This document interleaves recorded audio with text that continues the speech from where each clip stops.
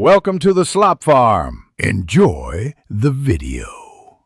You start by confirming you're signed in with your teacher account and that classroom and forms are available. Open the Classwork tab and click Create Right Arrow Assignment to prepare the destination. Then, in a separate tab, open Google Forms and choose blank or quiz depending on whether you need automatic grading. This speeds feedback. Once done, give the form a concise title and add questions. Use multiple choice for quick scoring. Short answer when you need written responses. Now you configure how the form behaves and connect it to the assignment. In Forms, open settings to collect student emails, limit to one response, and toggle quiz mode to enable automatic grading.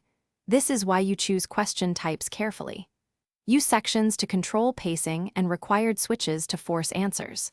Once configured, click Send Right Arrow Drive icon or Copy link.